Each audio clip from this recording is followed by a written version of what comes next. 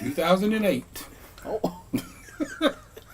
I was going to visit with a friend because she was going to have surgery. I stopped at a rest stop, and I always had a way of eating. I always had a unique way of eating, like apple, not an apple, just say chicken wings or whatever. But I would just put the whole thing in my mouth and just pull it the meat right off the bone. Mm-hmm. And I would do a banana pretty much the same way. I would just put the banana in my mouth and just I would put it halfway in my mouth and then just bite off it. So I was, sitting in the parking lot doing all this, after I took my sugar and whatnot. Not know what was going on at that rest stop that night. That they had like undercover cops out there. Oh. So I was sitting out there and sitting in the truck just doing my insulin and whatnot, and I was eating my banana, and I noticed somebody in the car, like maybe 3 cars down from me, kept looking. So I'm like, do they want to share my chicken, my banana, or whatever? And so, I would just take the chicken and I would do this, and I would just, and it was just, I was doing it just for the fun, just having fun with it. And I said, well, this person watched me, so I'm going to give them a show. So then I'll take the banana, and I'll say, like that. And so all of a sudden, the person walk over to the car. So I'm like, can I help you? They're like, what are you doing? I said, I'm sitting here eating my little snack, but I'm about to take my sugar and see what my sugar levels are before I do my insulin. And all of a sudden, I was asked to get out of the car. I'm like, what did I do wrong? They said, could you step out of the car, please? Pause. How y'all doing? Good. How you doing? Good. How you doing, Red? Y'all doing alright? Yes, sir. You? Yeah, doing good. All right. Tell everybody I said hello. So I stepped out of the car, and here come 2 more people. So I'm looking, I'm like, what is this? Just like that. So he said that the word proposition him. I say, I'm sitting in my car, you in your car, you watching me, so I gave you a show. Yeah, I was detained for 2 hours. Once you get inside a jail cell, and I don't know what those people was in there for, but that, I'm like, I don't belong in here. I mean, I don't know why they was there, but I didn't belong there. It was miserable. So from then on, when I'm on the road and I gotta eat my snacks, I eat them a little better, and I be mindful of what I do. So, No more shows? no more shows. No. This is the only one I remember vividly. Alright. Circa 1999. Oh, 1999. Nothing. 1999. I'm assuming I was born 96, so it's between 99 and early 2000s.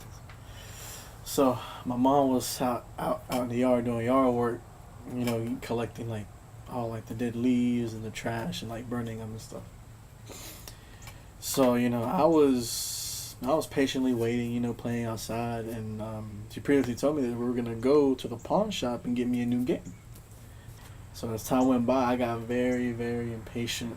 I got very, very bored, and I started playing with the fire that she made.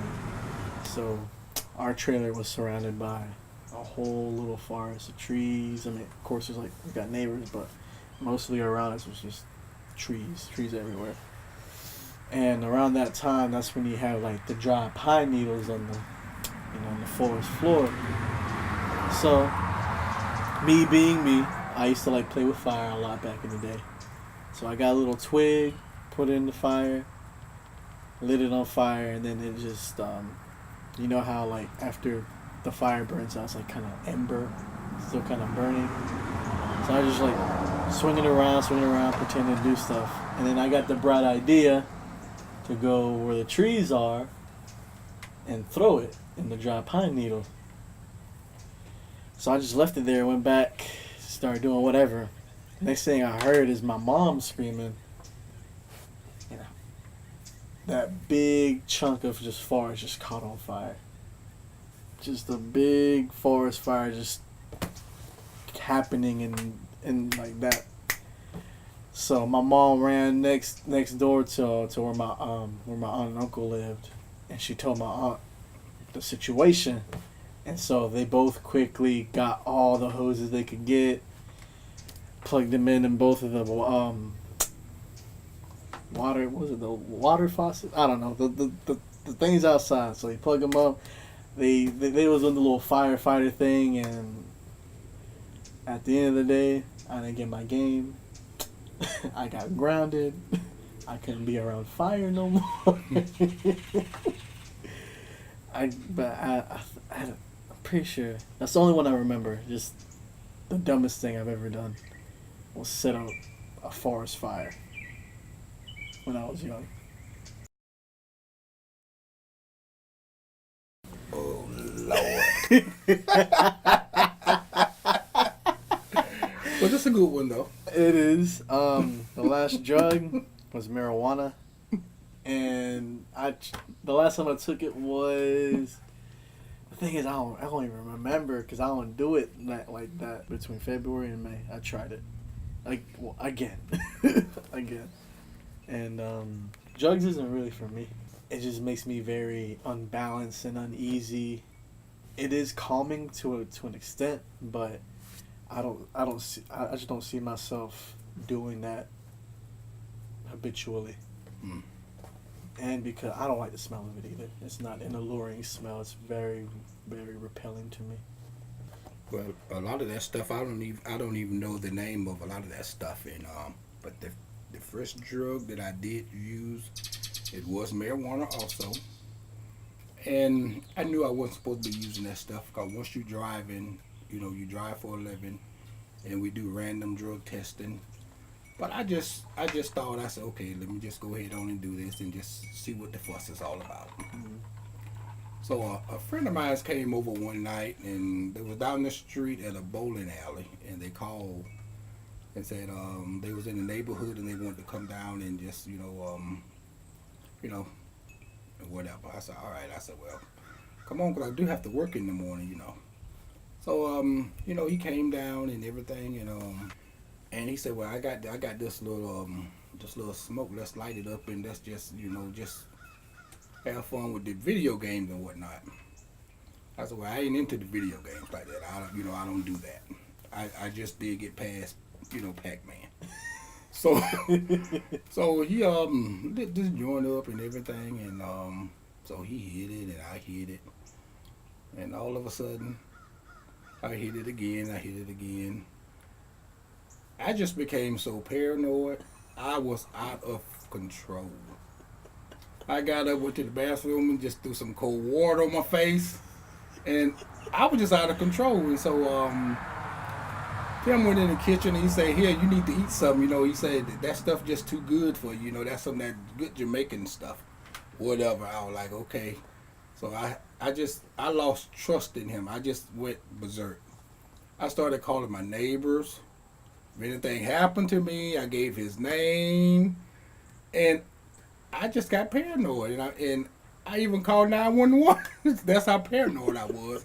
And he was packing up his gear, and he was out of there.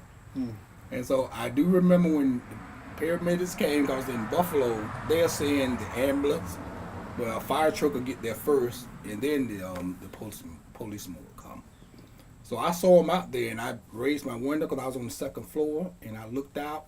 I was trying to talk to him and say everything was all right, but my words was all slurred, and I'd never let him in. I just put the window back down, and that was it.